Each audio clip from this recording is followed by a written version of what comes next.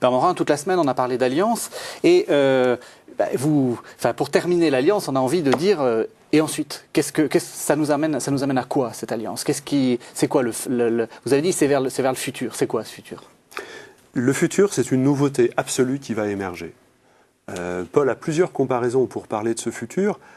Pour la résurrection, celle de la semence, voilà. Et la graine est un élément déjà présent, mais la fleur, c'est une nouveauté absolue. Eh bien, notre avenir, c'est cela. Et progressivement, le terme de nouveau ou les adjectifs nouveaux vont essayer d'exprimer cet absolu.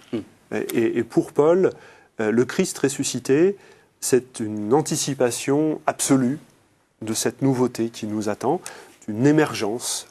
Dans la deuxième aux Corinthiens, au chapitre 5, il dit « Un monde ancien est étalé, le nouveau est là, ou les nouveautés sont là. » Voilà, nouveauté de quoi ? De l'alliance, certes, parce que la nouveauté, c'est toujours une notion relative, donc on est bien obligé de partir de quelque chose. Mais donc, il va y avoir nouveauté de l'alliance, il va y avoir nouveauté de la création. Oui. Et c'est là-dessus, je crois, que Paul termine sa réflexion sur l'expression « nouvelle création ». Et justement, nouvelle création, ça veut dire quoi? Parce que, rien ne s'est passé.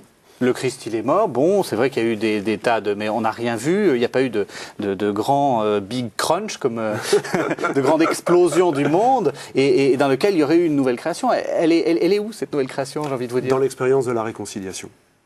Et Paul écrit aux Corinthiens. Alors, les Corinthiens, ils ont fait une expérience un peu bizarre. En 146 avant Jésus-Christ, la ville a été détruite. En 44 à peu près, Jules César veut la reconstruire. Oui. Et donc, pour reconstruire une ville qu'on avait rasée complètement, maudite, etc., il faut promettre une réconciliation. Et le mot réconciliation à Corinthe tintait aux oreilles comme solidarité en 89 en Pologne. Et Paul, dans la deuxième aux Corinthiens au chapitre 5, dit « La nouveauté, l'expérience de la nouveauté, laissez-nous vous l'annoncer.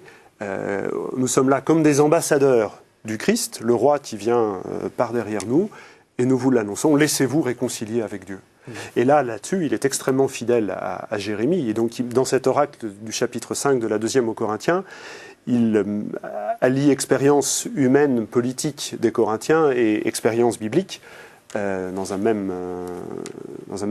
des vocabulaires différents qu'ils font ensemble pour dire l'expérience de la nouveauté que nous faisons, c'est celle de la réconciliation. Une des caractéristiques de la nouvelle alliance, c'était le pardon et la miséricorde. Ça veut dire quoi? Ça veut dire le pardon et la miséricorde entre les hommes, c'est-à-dire que le fait d'être chrétien, ça va nous créer de nouveaux rapports entre nous, ou avec Dieu? Et comment ça se manifeste?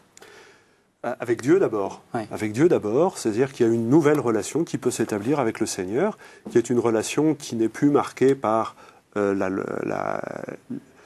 ne veux pas dire la loi, ce serait trop ambigu, mais qui n'est plus marquée par un rapport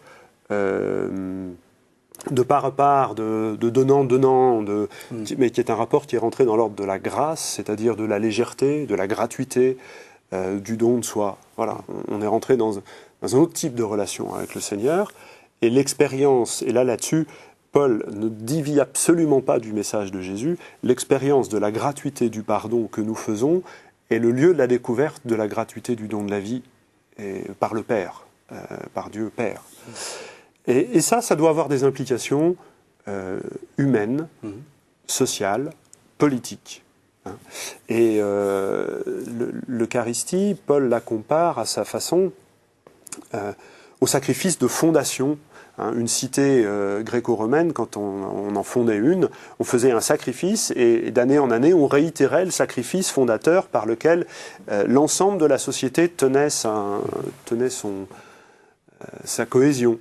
L'Eucharistie est le sacrifice de fondation de la nouvelle alliance et de la nouvelle création, et on reçoit chacun notre part, un peu de pain, une participation à une même coupe, que l'on soit grand, que l'on soit petit, chacun reçoit cet élément. Et c'est un élément socio-religieux extrêmement nouveau. Dans la sociologie des religions, on montre bien que chacun recevait une petite part, une grande part, selon sa place sociale. Un monde nouveau est là, et l'Eucharistie l'anticipe. Merci beaucoup, Père Morin. Alors, les téléspectateurs ont peut-être envie de vous retrouver sur ce thème-là, et vous venez de faire paraître aux éditions Gabalda Paul et les Corinthiens face à l'oracle de la Nouvelle Alliance, donc Jérémie, le rôle herméneutique de la figure de Jérémie dans les lettres de Paul aux Corinthiens. Donc, c'est aux éditions Gabalda. paru en 2009. Voilà. Merci beaucoup, merci de nous avoir suivis, à la semaine prochaine.